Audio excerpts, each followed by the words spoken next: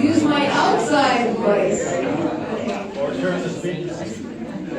It sounds really loud to me. Okay. Oh, it's okay. Hi everyone, thank you so much for coming today. I'm Pamela Grau, I'm one of the Arts Commissioners in Ojai, and we're really pleased to bring another Arts Enrichment Seminar today to the museum.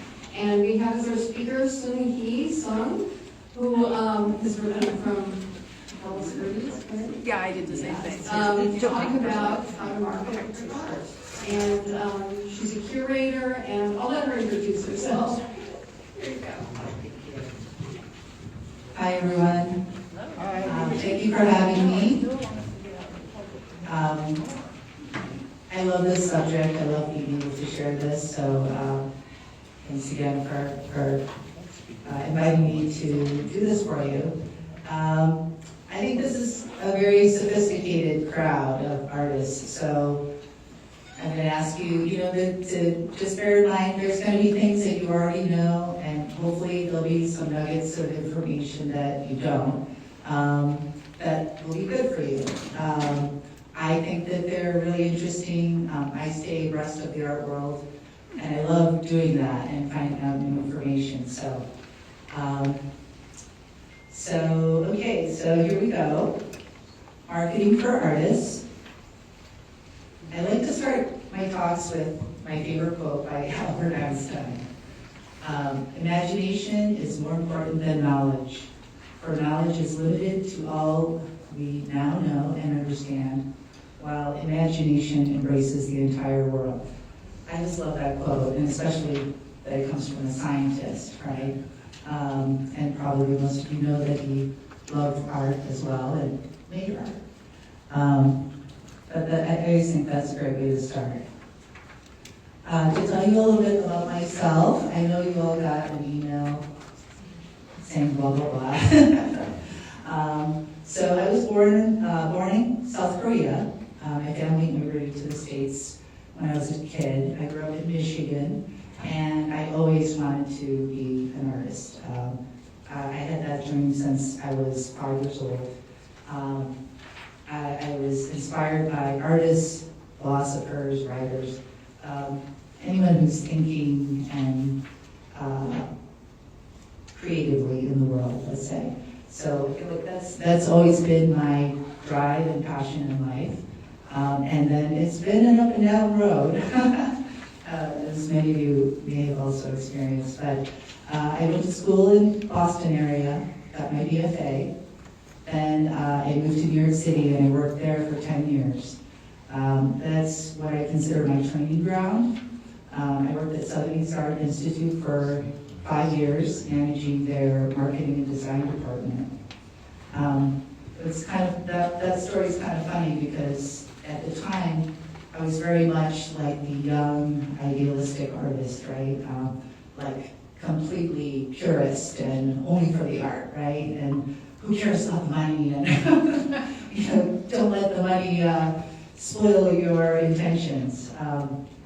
But it was after 9/11, and my family had gone through some rough times, and this job was actually a good friend of mine told me about the job, and I was like, no, Sotheby's, that's the Death Star of the art world.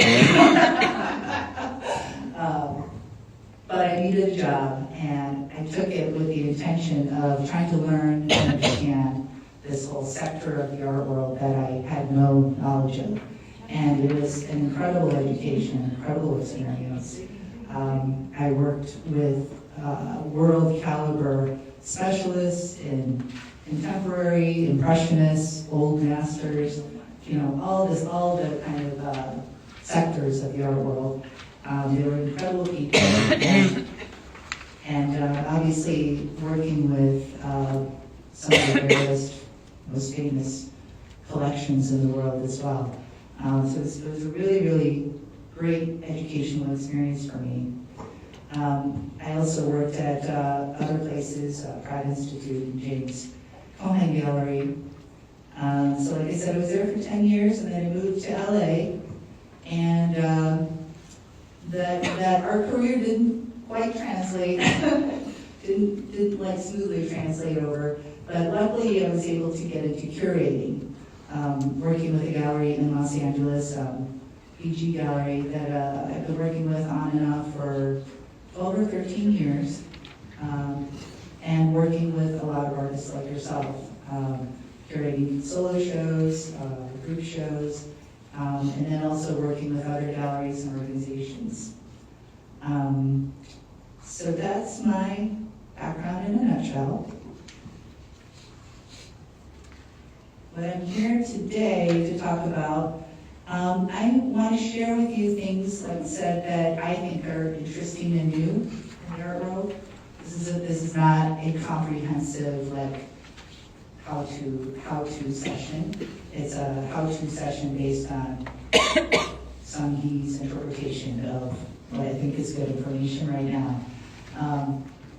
So kind of the 4 categories. We're going to talk about the art world and what that means. Some basic principles of best practices for artists, the importance of social media, and your artist statement. How many of you have your artist statement? A good amount of you, maybe half. That's good. It's often a very difficult task for artists, but I'm going to share with you something that I think is going to be really helpful.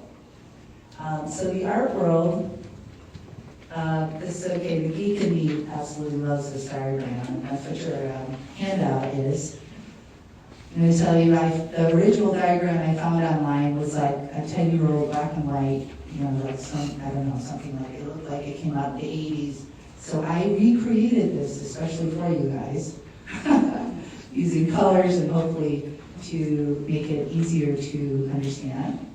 But it's basically broken down into these 3 major sectors, right? So the sectors are for individuals, the art market, and institutions and nonprofits. And so how those 3 sections and what individual aspects connect are what create your career. Okay, and there's no like right answer. There are many right answers, and it really comes down to what you're trying to achieve with your career. Okay, some artists are very market focused, or they want to be a working artist, or quote unquote, which means mainly you want to make a living, you want to be able to subsist, and you don't really care about if it's through galleries, what the channels are. You just want to make your art, you want to share it with the world, you want to sell it to the world so that you can keep making your art, right? Some artists are very focused on the gallery and museum route, right? Degrees and accolades and things are very important to them.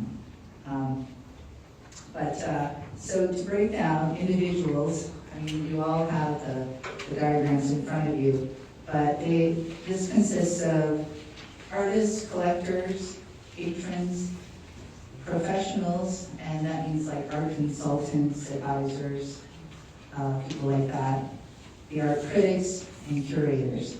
So those roles generally tend to happen on an individual level, right? Another sector is the art market. That means how do you sell your work, right? Do you sell it in a gallery? Do you sell it through a boutique? Do you work the art fairs? Do you go to the art auction houses? Online sources. Are you guys all familiar with like ArtNet and Artsy? Are you? Yeah, so now, and you know that those are, the online venues or avenues are new sources, right? Like in the past 10 years, really, that they've come up. And then the last one is blockchains. That's what all I know about them. I can say blockchains. Blockchains contain, that's the world of like NFTs, the Bitcoins, all of that. I've tried to learn it like several times and have not succeeded yet, but I know that they're there. Okay, and then the third sector is institutions and nonprofits. Where we are right now, obviously, is a museum that fits into that. Foundations are organizations usually set up by wealthy families or people who pass away that have an interest in art and they want to support the arts. Artist estates, obviously, kind of a similar thing, but starting from the artists themselves. Nonprofit organizations can scale anything from like a grassroots, 1 or 2 people running it, to major global organizations. Art prizes are, those are like the big ones, like the Guggenheims and such, right? Publishers and periodicals, education, residencies, those are self-explanatory. And then the one, the big one, there's this yellow circle or ring outline, and that is social media. So, it's a common topic now. Like, how many of you use Instagram? Oh, most of you. That's great. How many How many of you are really comfortable on it? Okay, a lot of you. That's great. That's great. It's for better or for worse, it's here, and I think mostly for better because it touches and is used by everybody. All the sectors that are listed here, everybody's using Instagram. In fact, at the moment, it's even considered. If you only had a certain amount of time that you could invest into online marketing, and you had to choose between creating a website and starting an Instagram page, it leans toward Instagram because everybody's using it. People go to other people's and organizations' Instagram pages first before they go to the websites right now. Of course, it's not a replacement for. Obviously, your website is going to have, hopefully, better quality. It's going to have better quality content, images, a deeper dive right into the series of works that you're presenting. But the first stop that most people make is Instagram. So if you're not using it and you're looking and you want to grow your practice and your marketing, I hope you'll consider it. Any questions about this part here? No? Okay.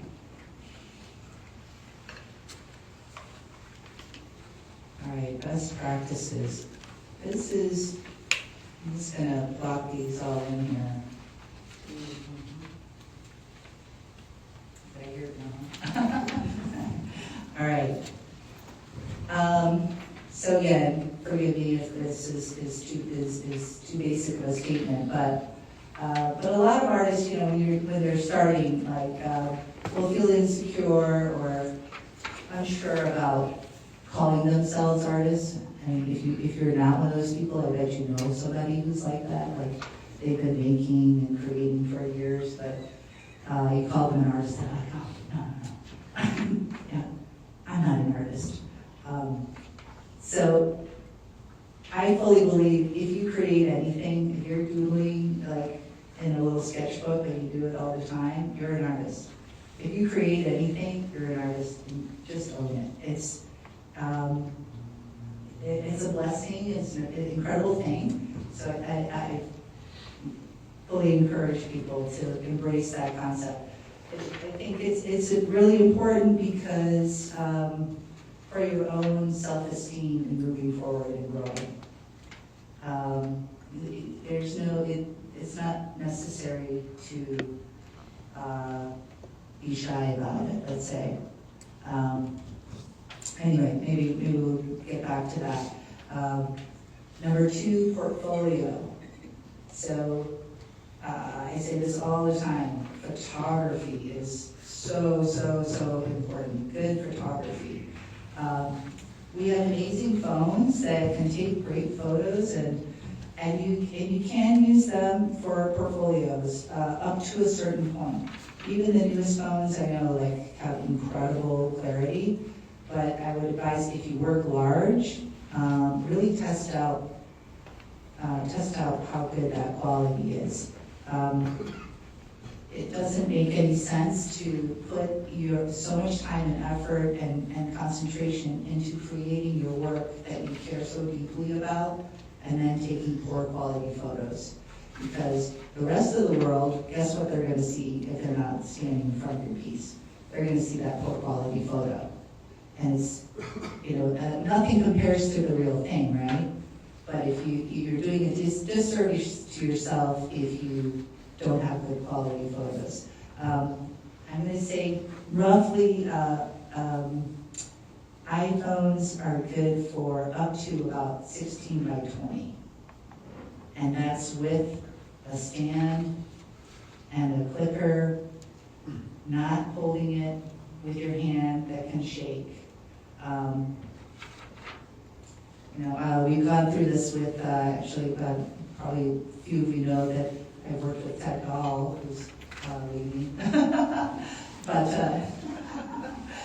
we worked together for the past couple of years, and we were able to get incredible photographs of his small sculptures, but it's with a professional setup. We set up a full-on tripod, a stand for the phone, the piece is perfectly still, we dust everything, get all the, lint and dust particles off of it, and then we click it with a remote. We control the lighting. We as much as possible, move forward with that in a very professional way. Anyway, so photography is super important.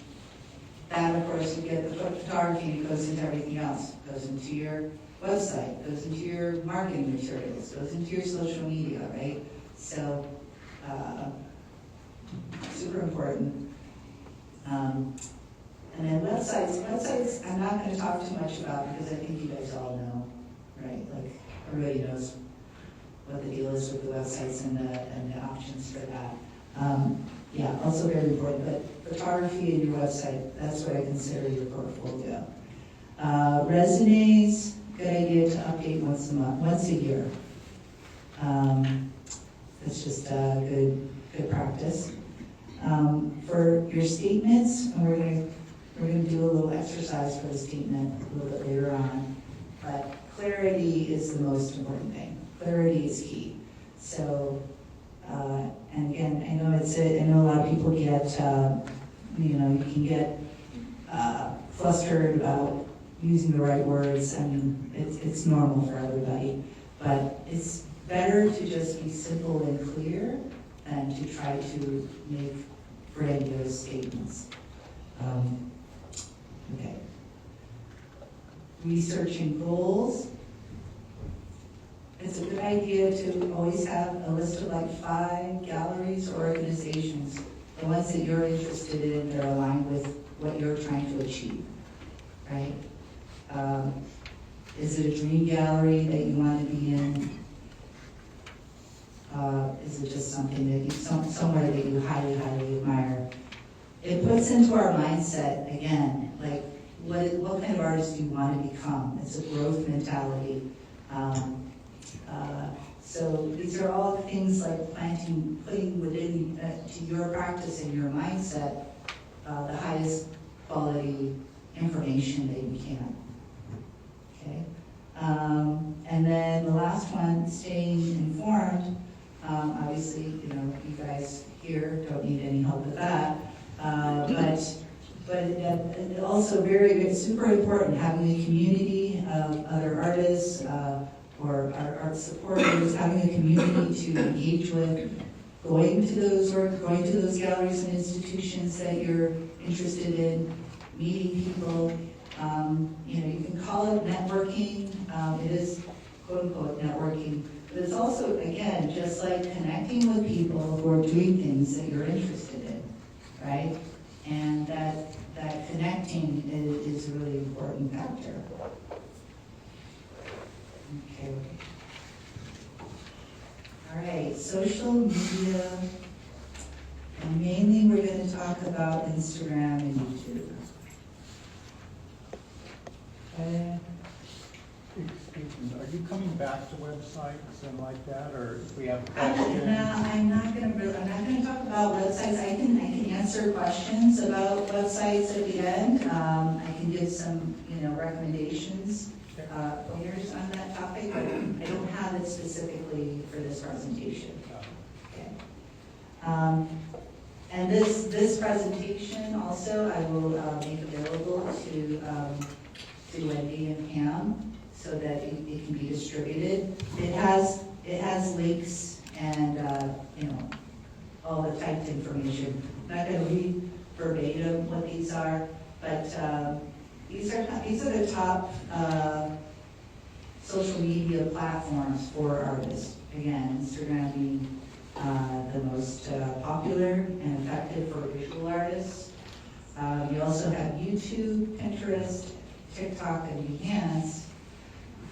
The difference being YouTube is really good for video format, right? Like what we're used to, a horizontal landscape content format. I think YouTube is really great if you're ready and interested in viewing or creating long-form content, or how-to content. If you're interested in offering classes or workshops about what you do, YouTube, I think it is superior to Instagram. And it's also more popular. And it's also an incredible resource. If you don't know how to do something, YouTube, and that's common knowledge, is a really incredible resource to find how-to videos on anything. Pinterest is a really great visual library. I think of it as like a really great scrapbook kind of concept that you can make and or share, right? So it's more kind of conceptual, I feel like, right? Like you create boards instead, so it doesn't have, I'm not 1,000% sure. I don't know if you're able to do like videos and such on Pinterest. But I know a lot of like designers will use Pinterest, like interior designers, graphic designers, for kind of putting their ideas and concepts together, like before they execute. Yeah. Question for you. With Pinterest, as a visual artist, I'm always wondering why I know everyone does it, but why would I want to be on there? Because I feel like I'm just putting my ideas out for somebody to either take or copy or do this or that. And I can't see the value to the artist unless maybe you're attracting designers or somebody to buy it, but it doesn't seem like that type of platform to me. Right. So I'm curious why it would be good. Right. I think the same way, and actually I think you answered your own question. I think you are able to sell on Pinterest. You can use it as a selling platform. But most of the people I know that use it are like interior designers and like more design focused. So they're like grabbing images from the internet. I have this project of here's the color scheme, and the client wants, ocean and shells. So then they start collecting all these images that relate to that and put them up on the boards. I feel like it's used more for that. Again, that's why I wouldn't say it's like the best platform for fine artists. But if there's somebody else, is there anyone who uses it that's doing well with it? Yeah. I haven't used it for my art, but I think one of the things that people like about it is the SEO component. So it comes up in search engines. So if you're tagging your art in there with your name and what kind of art, people can find it. Oh, But if they're Googling Yeah. you. Or painting or whatever, Ojai or anything like that. Yeah, it's really good for SEO. Yeah, does that make sense that, like, she says, they have a good search engine SEO, which means it'll come up in the feed quicker. TikTok, I don't know, artists use it, but I think it's geared toward a younger generation. I think it even says that, yeah, reaching a younger audience. It's really more like action-oriented dances and such. But if that's your the type of work that you're doing, then it might be appropriate. I know there are artists that definitely use multiple platforms. They're trying to reach as many people as possible. So, a tactic might be, I'll give an example. I do know some artists who sell mostly through art fairs and online, but they want to reach as many people as possible. So they create content that they post both on TikTok, Instagram, and Facebook, and maybe something else as well. But if you use multiple platforms, then there's definitely overlap, but there's also new audiences within each platform. Behance is here. The Behance also is really geared more toward the design and architecture kind of creative people. There is some fine art, but it's geared more for graphic design, identity design, architecture, things like that. I've got this link here. This is for you guys later. This is a deep dive into each of these platforms, pros and cons, examples of people, best TikTok features for artists. Then they give an example of an artist and how they use each of these platforms. So that's a link on this presentation.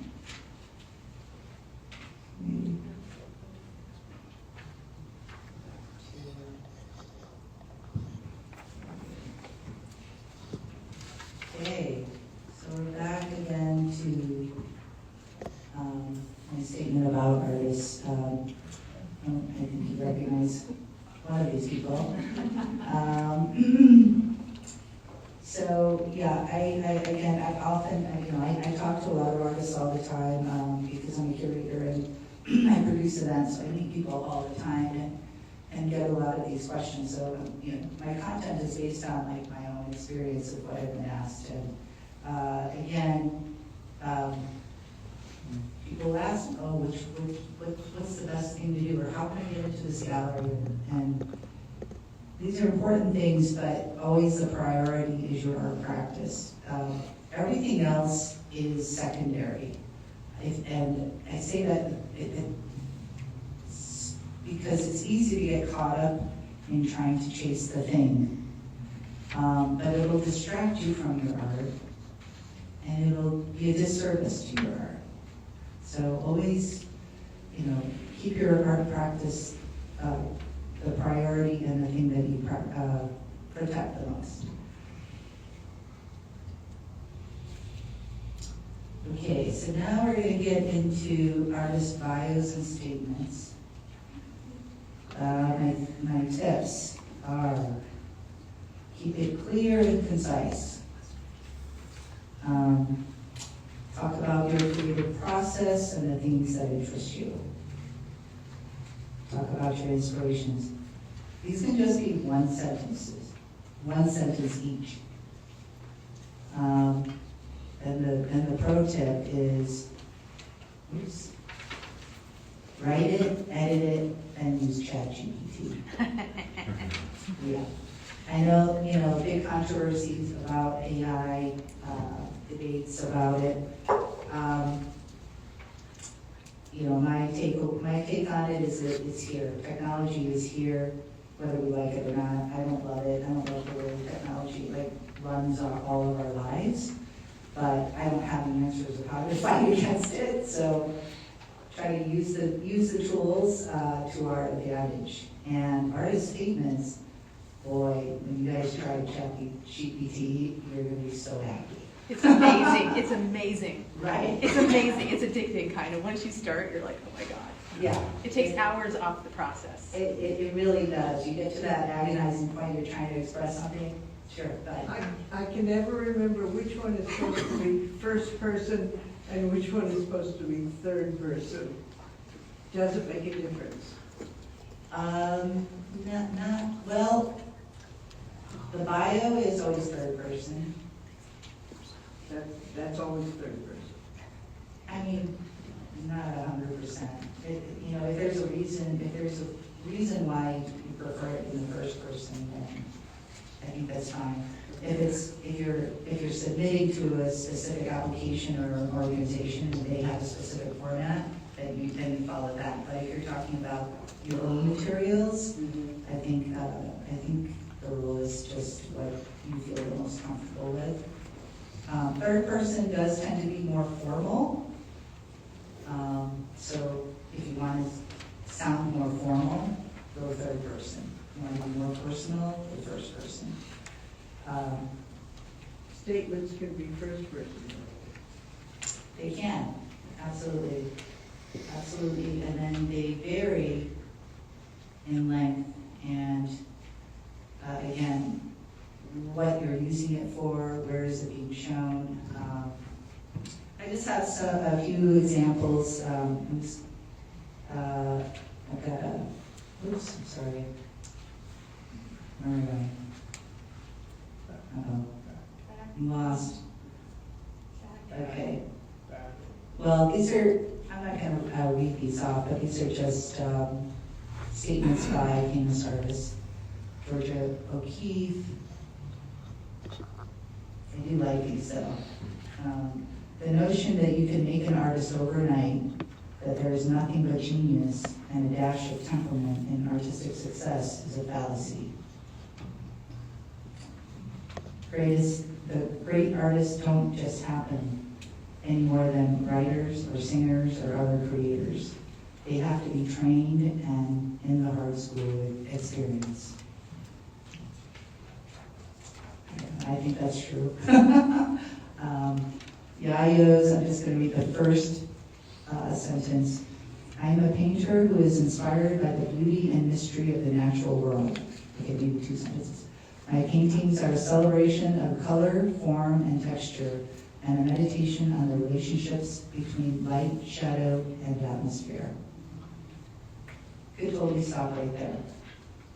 And she chose to go further. Mark Rothko's, this is a pretty heavy one. I'm not interested in relationships of color or form or anything else. I'm interested only in expressing basic human emotions, tragedy, ecstasy, doom, and so on. And the fact that lots of people break down and cry when confronted with my pictures shows that I communicate those basic human emotions. The people who weep before my pictures are having the same religion that I had when I painted them. Very, very happy. Okay, so we're going to do a little exercise. Everybody's got a piece of paper, hopefully maybe pen, pencil, but we're just going to answer these 3 questions. Okay? How do you define your medium or practice? So write these as if you were starting your artist statement. Okay? Number 2, write a sentence or 2 about your process and themes. Number 3, what are your inspirations? Give you a few minutes.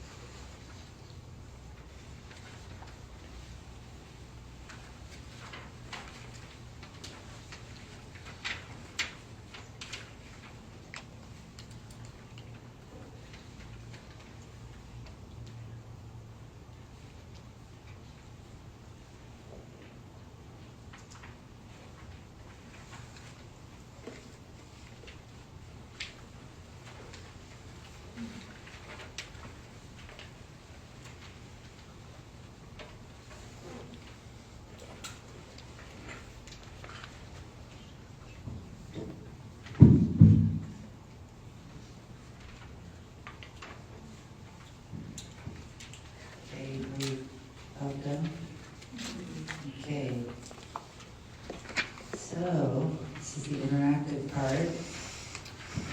I put a couple of my answers in here.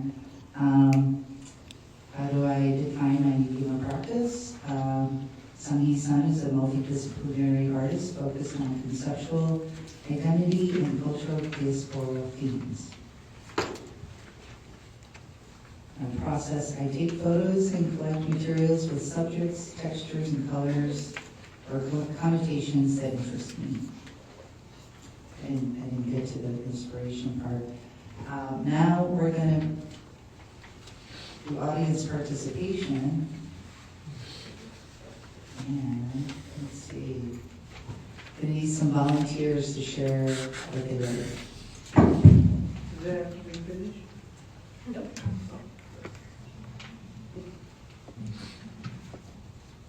Okay. Do you want to tell me, do you want to read your? I just have a first couple of sentences. I use acrylic paints in a way that allows the paint to express itself. It's going to go on further. You read it one more time. I use acrylic. I use acrylic paints in a way that allows the paint to express itself.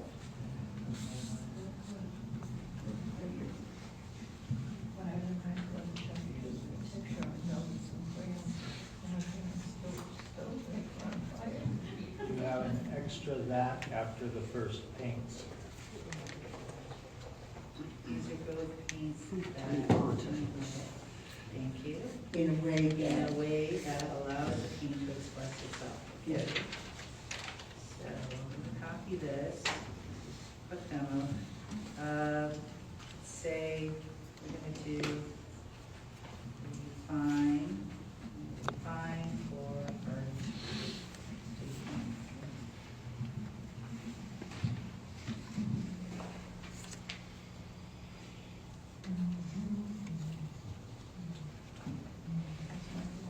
Oh, yeah, it's hard to see now.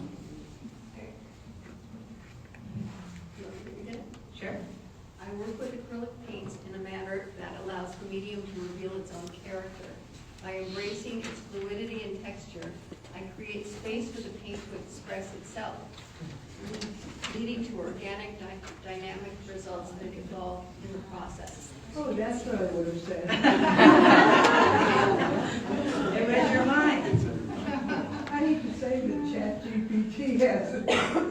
Yeah, It's pretty nice, right? So that's what you just take the original You statement, do that, put it into so- ChatGPT? Right, so if that's too flowery or whatever, No, it actually looks like me. yeah. Well, it's not a, it's not, and you can ask for, okay, give me 5 versions. Oh my God. Whoa. Right? So. And there, but it's, it's really, it's a powerful, great tool, especially for things like this. Doesn't always get it, and things that are more complicated, I've taken, full page announcements that I've written, and I'm like, all right, okay, and then you can just copy and paste the whole thing in there and say, clean this up. Or, and you can give it instructions like, let's say, let's give it a funny instruction, like, oh, make this, okay, make Make it this silly. humorous. Are you humorous? Okay, same statement. ChatGPT. I don't know how to use it.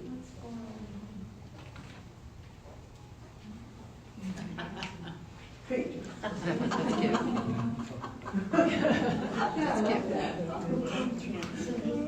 What is forward going Can someone read it? I'm not sure. Oh, do you want me to read it? Yes. I use acrylic paints in a way that lets the paint talk back. Sometimes it's insightful, other times it just wants to throw a tantrum. You've seen my paintings then, obviously. Yeah, right? Let's what's this other, it's the second one. I'm not sure where the screen is. I let acrylic paint do its own thing. After all, it's got opinions too. So, right? Does anyone else want to try one of their statements?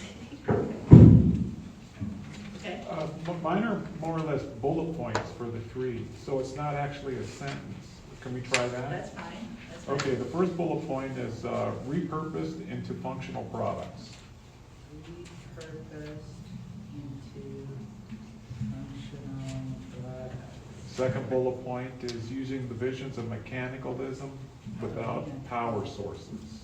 Sorry, using the power. Using the visions of mechanicalism, if that's a word, without power sources. Without power sources. And then the inspiration is space, afterlife, and being remembered.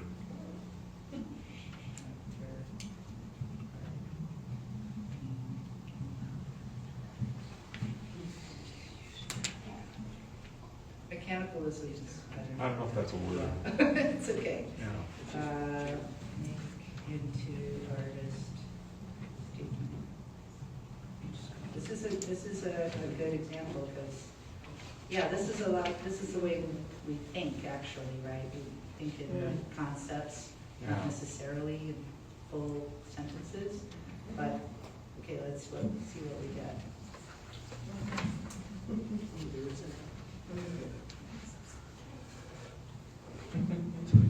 Okay.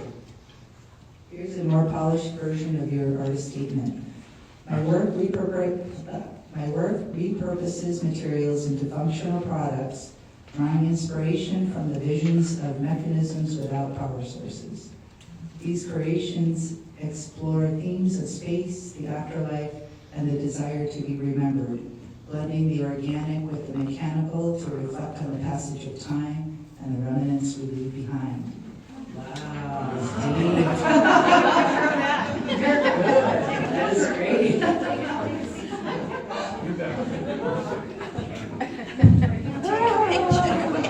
Leave it for a moment. This is for no artist statements. Right? Wow. Really? And here, the city. I got it, yeah, thanks. Yeah. So this doesn't, I'm doing this just on the internet. It's, I don't have a special app for it. You can download an app, but you can also just, it's chatgpt.com. And really, really powerful tool. I think this is a gold nugget for sure. All right. Is this the free version? Pardon? Yeah, it's free. I don't know, what the limitation, if you can only do a certain number a day, or, I don't know exactly how it works, but yeah, you can definitely do, a bunch. Right, okay, get back to view mode. All right. Okay, now back to Instagram. Sorry, don't need to harp on this too much. This is a really great link, Instagram for artists and art gallery, setting up your account. If you don't have an account, or if you're only using it on a basic level, this is a very straightforward. It does have a lot of content, but I found that it was pretty clear and not confusing. A good source. Is that on Instagram or where? No, this is, it's called thepracticalartworld.com. And again, all the links will be on the presentation file. So we'll go. We get those? Or? Yeah, you'll get that. I'm going to share that with Pam and Wendy, and they'll email it out. If you sign up on the email list that I sent out, I think it still might be going around. If you sign up, I'll make sure I email it to you. I didn't. Oh, it hasn't gone around. Yeah, there's a clipboard going around. So if you sign up, I will send it. Oh. So that link is at the bottom of this page. This, just a quick overview, you're looking at a screenshot of my Instagram account, and then an example of Hauser Work Gallery's account. It's just the anatomy of how the page is set up. But yeah, it's a very powerful tool, so therefore it's also kind of complex. But I do encourage you to use that how-to page and familiarize yourself. This top header is what's called your Instagram address. There's usually an @ symbol in front of it. That's how people can find you. This is your profile photo. You can put your name. You can make up a name. You can put in just your artist name, whatever you like. It does give you the ability to select a category under the business account or professional account. See how this says professional dashboard?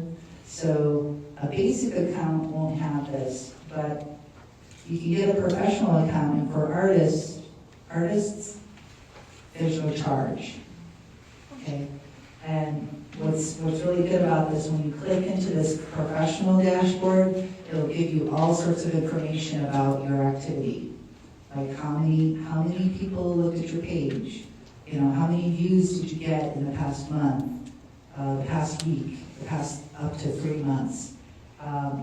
It gives you a lot of data about how well your page is performing. This section here is called the bio. It's kind of like a 4-line area where you can put information like links to your other accounts. Maybe you're in an exhibition, or maybe you work with a gallery that you want to highlight. This is important or good for telling people like what else you're affiliated with, right? Then number 6, it gives you an area where you can add 3 links, 3 outside links. So you can put your website, you can put the website of the gallery that you're showing in, or the event that you're in. It gives you 3 slots to be able to do that. That's a basic, super basic makeup of Instagram. Oh, there was another link in here. Okay, that was the same one. This is an artist, Ann Weber. I don't know if any of you know her. She's LA based. She's local to my area. She works in cardboard. 2 years ago, she had 4,000 followers on her Instagram. And she started working with this consultant who is this is her specialty, growing artist careers. Anyway, now Anne is up to 189,000 followers. Oh, okay. Is that Nicole? Yes, Nicole Slater. What did you say, Pam? Oh, I asked if it was Nicole Slater. I might have her up to give a presentation. Oh, excellent. Yeah. I just have a quick question. If you've been using a personal account for a long time, you have quite a few followers, would it still be worth it to switch to professional? Oh, you can just switch that account into professional mode. And I can keep all my... Yeah, everything stays the same. You're just adding functions. Yeah, that's what I did with mine. But yeah, Nicole Slater she's done incredible things for a lot of artists in LA. Can you have both a personal account and a professional account at the same time? Absolutely. Okay. You just have, they're separate accounts, so you have to toggle between them. Yeah, And then you have like to manage, Facebook. manage both of them, so yes, you can, absolutely. Okay. Now, this is a short, now I'm gonna put you all to sleep with a couple videos. Really good videos. This is Jerry Salt's from 2 years ago. It's an intro to a longer 2-hour talk that he gave called 5 Things. It was 2 years ago, but I watched it again, and I think it's absolutely still relevant and, appropriate. So I want to play this for you guys.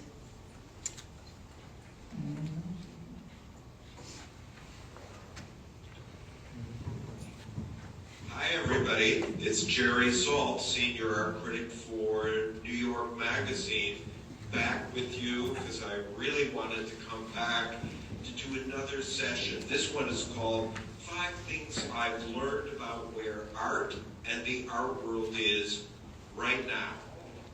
And all I can tell you is keep your heads down and your helmets on, because the art world and art has changed more in the 21st century than it did probably in 500 years before that, back to the Renaissance.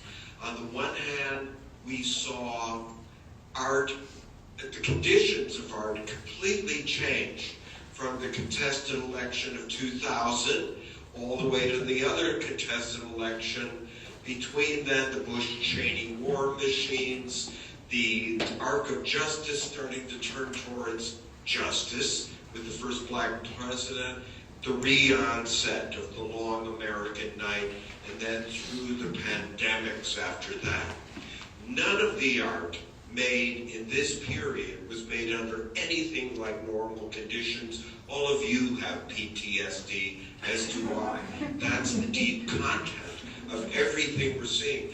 The backdrop of that, which you may not know if you're not a pointy-headed art critic in New York City like me, is that the ideology of modernism collapsed in the same period. How did we think art was linear? Art history would proceed one maleism killing another maleism after another maleism? I don't know, but that's what we thought. That's gone. After that, the next part I want to teach you is that the answer to every question was mega. Make everything bigger.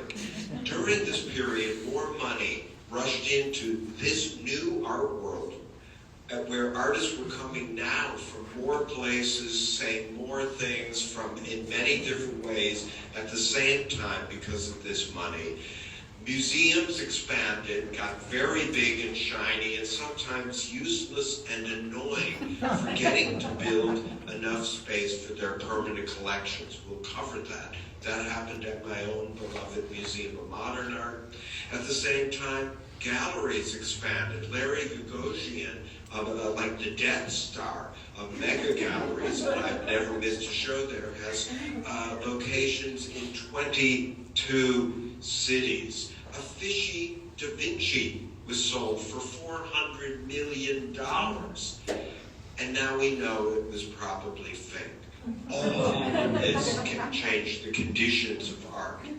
At the same time, that changed how art faced. Your third point will be, art was facing outward, becoming very public, facing its audience, attempting to address it, to make public or social statements. This caused a strange ripple effect in criticism that basically inverted itself. It started liking everything the way everybody loves every TV show, every movie, everything. That happened in my world too. For the fourth point, we'll cover the 3 pandemics. That is, the return of the long American night and the re-emergence of populism in our country and what that did. Then COVID-19, where we all reverted to the conditions of the cave, living in close quarters, making art and things out of what was close at hand. And then finally, even as the angel of death walked among us, when George Floyd was murdered by the Minneapolis police, all of you, everybody, rushed back out on the streets again, and that was it. That caused the 5th and final point, the beginning of the end of art world apartheid. That is where you are. That is where I am. Where we all talked the talk. We have now been forced to walk the walk. And that has been the most extraordinary change of all, possibly, art history in the art world. We're going to cover all of that, its repercussions, the super highs, the super lows, how the cynicism filter started descending over everything because of money, and how you and I can lift that and see art again once more for what it really, really is. The greatest operating system our species has ever devised to examine consciousness, the seen, and the unseen worlds. I really hope you'll join me, because like you, I've been sitting at home alone watching this. It would be really, really great to touch antenna together and go back and forth on it. I need you. I hope you need me. And please, please join me in this amazing series that I've gotten to be a part of. See you there. That's great. Yeah, I love that clip. And again, that was a promo piece. I think you guys can all hear me. That was is the promo piece for a longer 2-hour session or a presentation that he gave. And again, it's going to be on the slide. I was going to say, he also wrote a wonderful book called How to Be an Artist. Oh, absolutely. Yeah, he wrote 2 books. They were on my previous presentation, but highly, highly recommend both books by Jerry Saltz. He's obviously he's a true champion for artists. Everything he talks about and promotes, it's in support of artists. So really great, and obviously, pretty funny guy. Okay. Oh, we're getting to the end. I do have one more. My last, tip or recommendation. I don't know why this one doesn't get viewed. Is anyone familiar with Contemporary Art Issue? One person? Excellent website. So much good information. It's a YouTube channel, it's a website, it's a social media, it's on Instagram and on platforms. It is, I believe, Scandinavian. They partner with Squarespace, the website building platform. Oops.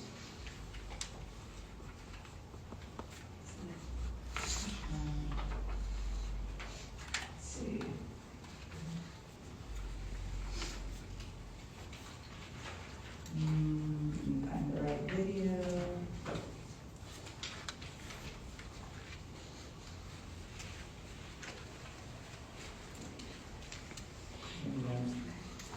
So this one is about 6 minutes long, and the topic is I'll bring it back. Recommendations for 2025 for artists. Okay. Thank you, Ferry, for that montage of public importance. That being said, the first possible goal for artists in 2025 is of creating 8 to 12 gallery-ready works that are in a single series. This ties into last week's video when we discussed style and strategy, an exercise to improve your style in a very conscious manner, including creating a series. Only when we have a series of gallery-ready work and a series that is coherent, that can be presented as a whole, then are we ready for an exhibition. And there is something that a gallery can get to work with. So this is a challenge that I would like to give to you for 2025 to create those 8 to 12 works. Another challenge or goal that can be both leisure and educational is reading 2 art books. And art books specifically to improve your frame of reference when it comes to art history or contemporary art. And if you're not sure where to look, we have a video and article on the best art books for artists First to gain some general knowledge, and then to go a bit more in depth when it comes to your specific artistic discipline or style. The third goal is formatting your resume professionally. It's an often overlooked task that can feel a bit bureaucratic or boring, but it is an important one to be successful when applying to, for instance, art opportunities or when trying to discuss a gallery presentation or an exhibition. So, if you haven't already, take care of this aspect in the new year. The same goes for writing a professional artist biography.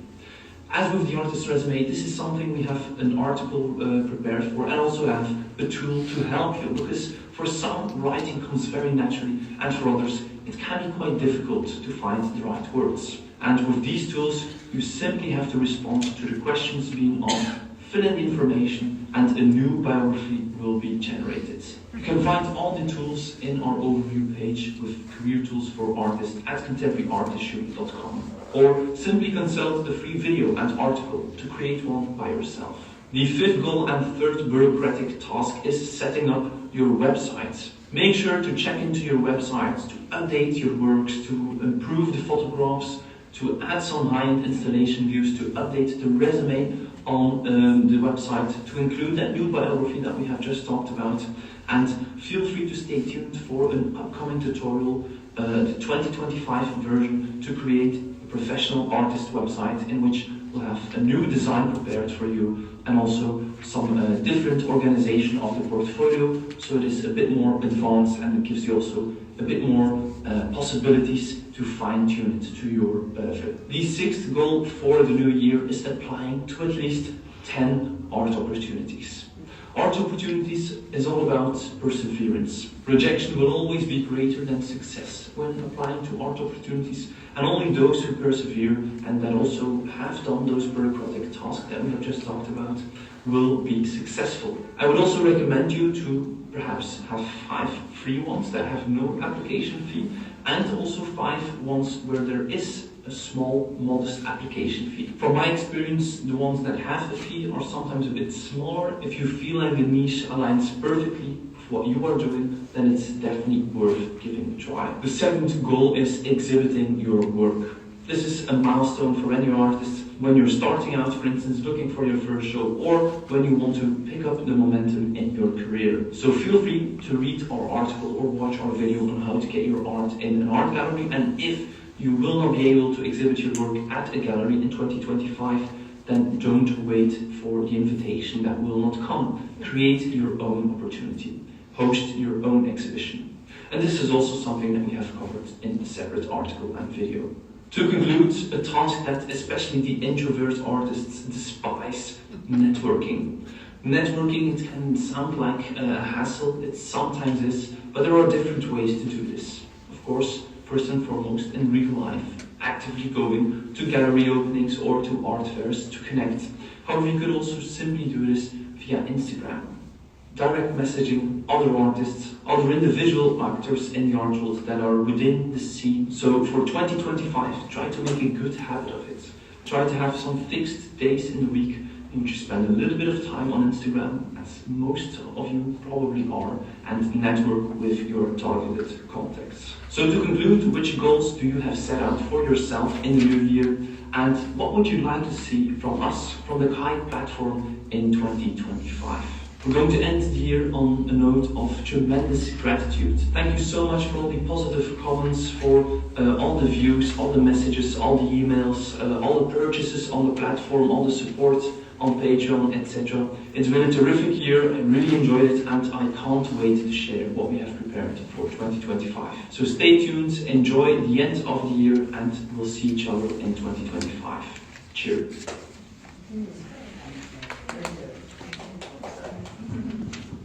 Yeah, again, link will be included in the presentation. Highly, highly recommend Contemporary Art Issue.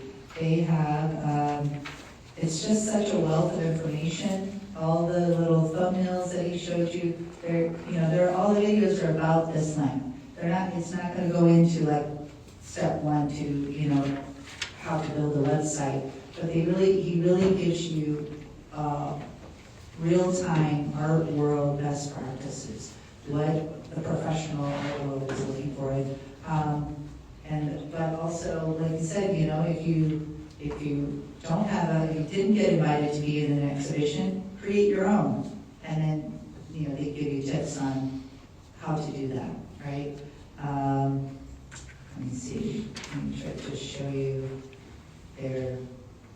so this one, like I said, YouTube, this is a great YouTube channel. It's my favorite art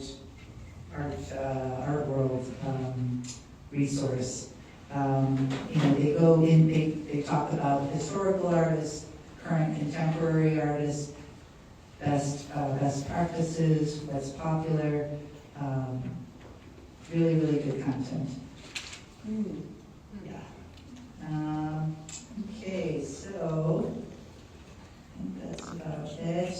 I've got one page at the end that just has a short list of some other resources. CCIarts.org is a nonprofit that offers a lot of seminars. They offer a lot of like 6-8-week programs for artists, how to build your art business, right? Like really make your art practice a business, right? That's also with statements, often a difficult thing for artists. Call for entries, I'm sure you're all familiar with, a really popular platform for finding open calls and opportunities. Artjobs.com is a UK-based newsletter and website. It's just another source for opportunities. Artenda is European-based, it's pretty high level. So you'll see, you know, the more kind of competitive and prestigious competitions in that one. And then a U.S. equivalent would be NIFA, NYFA, New York Foundation for the Arts. They've been around for 50 years. Also very high level. Here again are the links for the 2 videos I showed you with Jerry Saltz and the CAI. And that is about it. That's my wrap. So,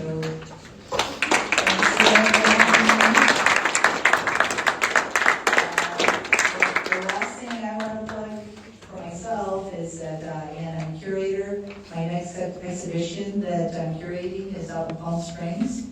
It's opening February 6th at the Marks Art Center.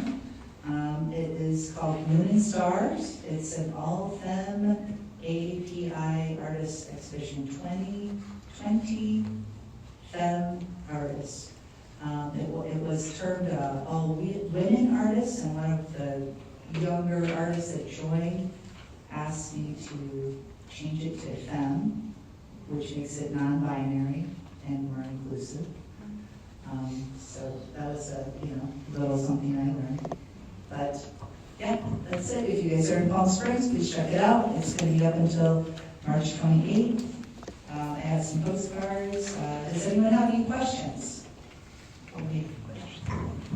I had just a little comment. When you talked about updating your resume every year, one of my professors told me to do it every time you get into a show, because a lot of times you forget. And so it's been so helpful to me to upgrade my resume every time something happens. Just a thought. Oh, sure. Yeah, no, if you can do it, absolutely. It's easier than trying to remember who curated that show, why did I enter that, it makes it faster. Definitely. Yeah, no, if you can do it, that's definitely the better way to go. I'm a former art consultant, and still it's in my heart. I think there's no substitute for person-to-person representative of our artwork, so people see it in person. And like, go where rich people hang out and have breakfast. And maybe we would have to, for insurance purposes, sit by the easel or the display, so there's no, no problem about representation of legal issues.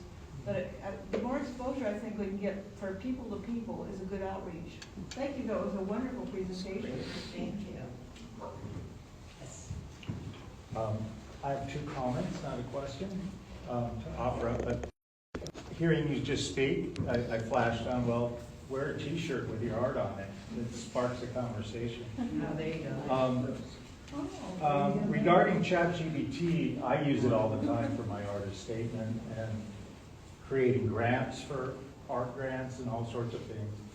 But what I also use, sometimes when I do a piece, I'm just stuck on what I'm going to call it because it's not figurative. And I use I'll load the image up to ChatGPT and I'll say, give me 20 titles for this piece of art.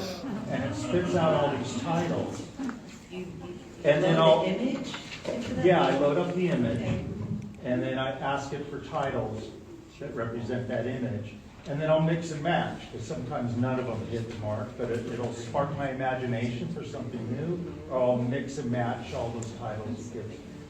So I've done that quite a bit with my expressionist and abstract I didn't know you work. could just plop a photo. Yeah, you can plop a photo. Also, the other thing I want to share is a website that, or service that I discovered called Piwigo, Piwigo. And I use it as my art archive. So I have all my art up there and it's on my card. And so if I need an interior designer, a consultant, a representative, I can send it there. So I don't have any prices, it's not a merchant account, but it's an online database of all my art separated into category and style. What's the URL? Well, I would do a Google search under Piwigo, Piwigo, is the company. They're out of Europe. They've been around over 20 years. Hi, everybody. It's Jerry Salt, senior art critic for New York Magazine. Hi, Jerry. Piwigo. Piwigo. Yes. .com? Yes. And they have a free version, but I do a annual subscription. Okay. Your image, okay. So it's kind of like art archive. Yeah. Okay. I noticed that you didn't mention newsletters at all. Are you down on newsletters? Oh, no, not at all. Yeah, like I said, I just wanted to just highlight certain kind of new or newer tools, but websites for sure, newsletters for sure. If you want to keep sending, mailing postcards or, printed materials, whatever works for you. Like if it's working, then keep using it. This is a question. So what do you think about putting your website, your art for sale on your website with prices versus not putting prices? Because I hear both schools of thought. Right. If you're gonna put prices on your website, make sure it's market value. That's the most important thing from my perspective. And, I'm an artist, but I'm also a curator and I work with different organizations. It's really important for you as artists to maintain market value. That means what's the retail price? So, it's very common for collectors or people to, they want to meet the artist, that's very common. But then they also sometimes think like, oh, if I get with the artist, then I can get a big discount, I don't have to pay the upcharge with the galleries. It's clever, but it's not going to do, it's going to hurt you in the long run. So that's what I'm going to say, because if the gallery or the route that you want to go, you want to develop a good relationship with the galleries that you work with, a relationship of mutual trust, and it goes both ways, of course. But if you sell your work to collectors for lower value, that word gets out, and it'll get back to the galleries, and galleries that you're not even showing them. And it'll get out to collectors. So you kind of you disserviced yourself. I mean, it's friends or close family or something, right? I don't know. I'm not gonna endorse it, but professionally speaking, if your goal is to be taken seriously as a professional artist in the art market, in the art world, make sure it's, you try to stay in that market value. Does that make sense? Yes, it does. Okay. Hi. Hi.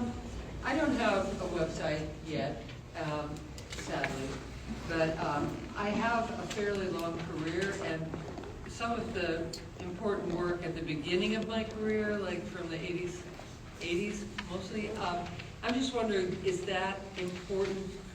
I think it's, do I want to include historical works on a website when I make it, or is that not even, nobody cares anymore?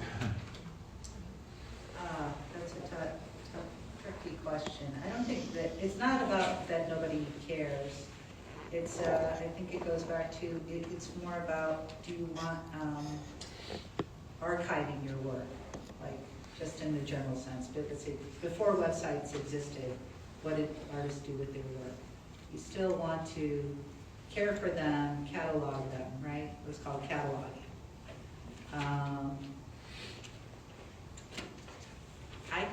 I think it's worthwhile if you're able to do it. I think it's worthwhile to do it. Again, it's the most important thing is having the digital data, capturing quality photos, having it organized, having those files organized, so that they can be put on websites or shared or printed. Maybe you want to create a catalog. Maybe you do a museum show and you need that material. I think it's smart if you're able to do it. Does that make sense? Yeah, thank you. You've talked a lot about art galleries, and it seems to me that so many of the galleries are closing, particularly in small towns and whatnot. And I wonder if there's some other way that we should be marketing our work. That's one question. And two, as a group of artists, because probably in this room most of us belong to a group, are there special things that we should do to promote and sell our art? Right. Yeah, so the great thing about the internet is that, and the changes that have happened in the art world is that the art world is much more accessible. It's a much bigger place. The number of art fairs that were happening 20 years ago you could count on one hand. Now you can't count. You can barely count on both hands in major cities. It's a great thing in the sense that artists become accepted as an actual field, professional field. So it's democratized, is what I like to say. It's been democratized. Also makes it much more competitive. We've got that many more times people out there making art and competing with them. Galleries is part of the old regime, right? And I hope they don't go away because, again, like we all know, experiencing art in person is the best way to experience it, right? No matter how good the quality of photo, experiencing work like with your own eyes, is great. So galleries are wonderful for that. Things like Instagram, things like art fairs, like other art fair. I know Ojai has a lot of groups, and you guys are very organized, and you do, you have the open studios and lots of events. Reaching the larger audience is like the secret, right? We're getting more people here during those events. I don't know. I think it's tough because it's a tough time right now. We're still, like, times are uncertain, the economy's not great, political change, and, but using these tools like Instagram, try to get it out to different audiences, do it in organized groups if you can. I think that helps. You know, you support each other. Everything costs time, money, effort, right? So if you can do it collaboratively and share those burdens, I think, you know, that helps. Thank you. I do have a question. Do you recommend having an individual personal website that you then need to do your own SEO and search engine optimization and market, or sites, and maybe it's not an either or sites like Fine Art America or, you know, niche art only websites that have that kind of built in already? I've built a lot of individual websites and, you know what goes to it for various things. Yeah. And now we have there's all these other ones, but the debate is, well, there's so many artists in there, how do people, you know, hone in on your particular page on Fine Art America or another one? What's your thought on that? Individual versus an already set up public website that does marketing and things like that? Right. It's like having your own gallery in your house. Like that's how I see the website. You could turn your home into your own gallery, and then that's your website. Standalone.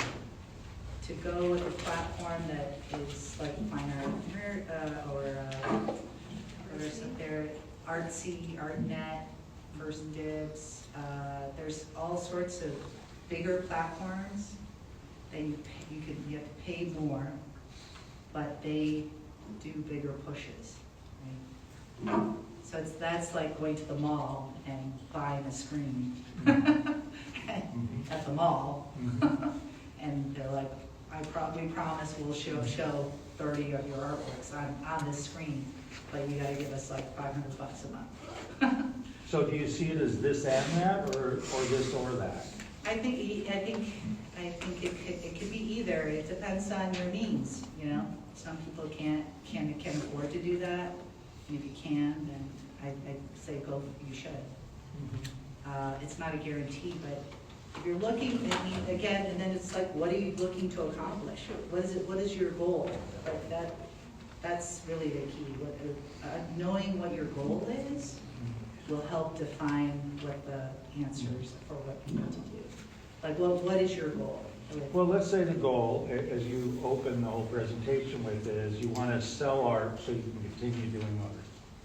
So if I want to sell art and I create my own individual website and I price that out, well, what's it going to cost to hire someone to market, to do the search engine optimization? You know, anyone can put a website up and then it sits there, and how do you drive traffic to it? Yeah. And that costs money.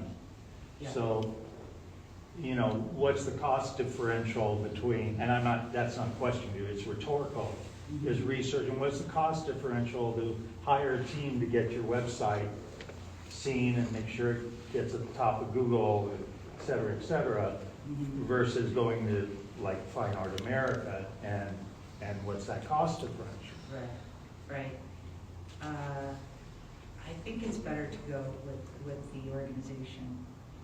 I think again, like having your own individual website it's a basic unit of all your tools, right? But people aren't going to individual websites. Like no matter what, you know, how search engine optimization is, how fine-tuned can it be? The most fine-tuned can it be is if people are looking for your name, how are they going to be looking for your name? You know what I mean? Like abstract painting. How many thousands or tens of thousands or hundreds of thousands of people are working in abstract painting? You know? But yeah, I think those bigger platforms, if you're able to afford it, I think that's the way to go.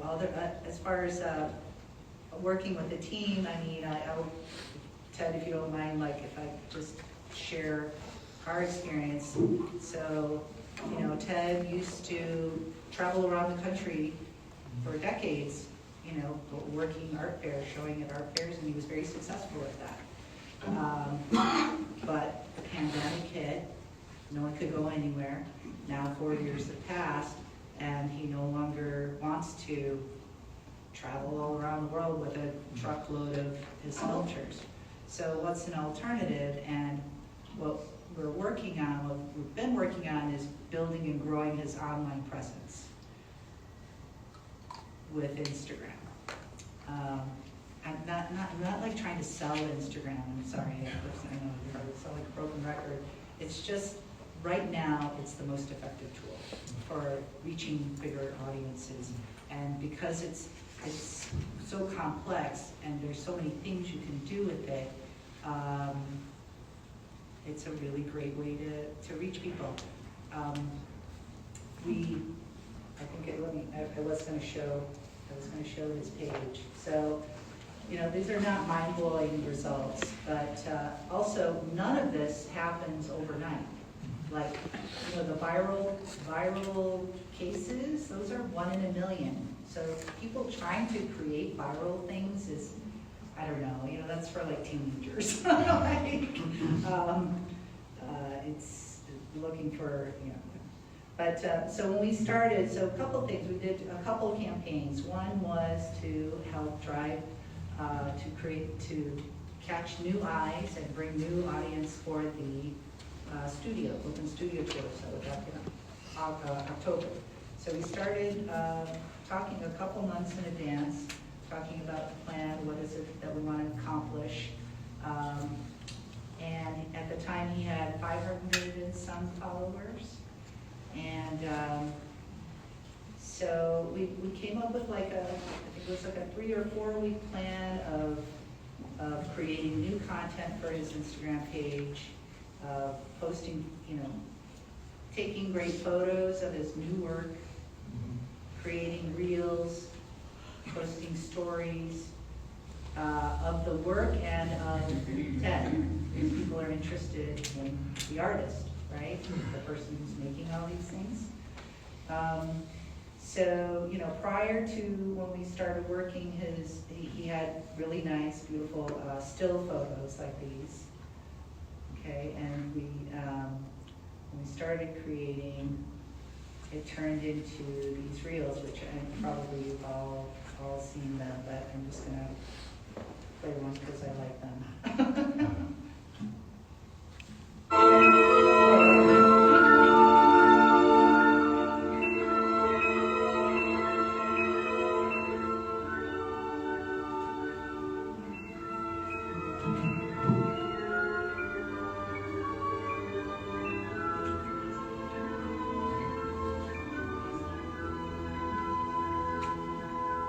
These were all still photos. We took really, really sharp still photos with Ted's phone. Then you use a separate app, like a video editing app, to create these pan perspectives. This is all done in the editing.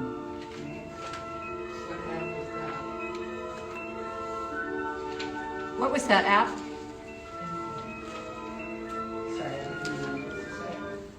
The editing app? Yeah.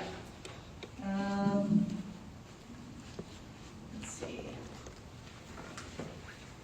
So that one is called VDIT.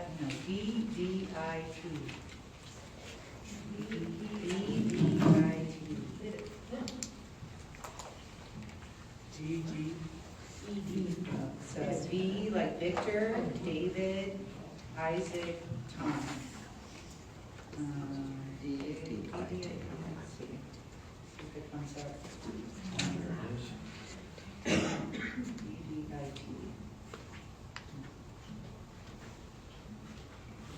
There's so much to do. I'm exhausted. Okay, I'll agree. Yeah, so that's like the whole other section.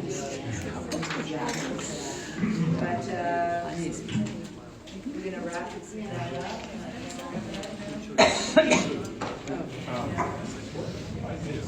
So everyone, if you have not signed in, first of all, thank you. Very much.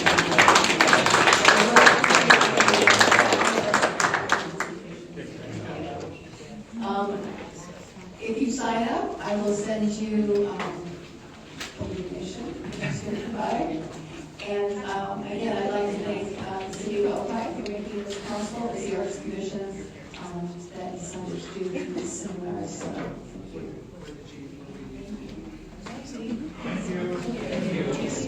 Yes, I thought that was fun. She's a bit heavy. Yeah.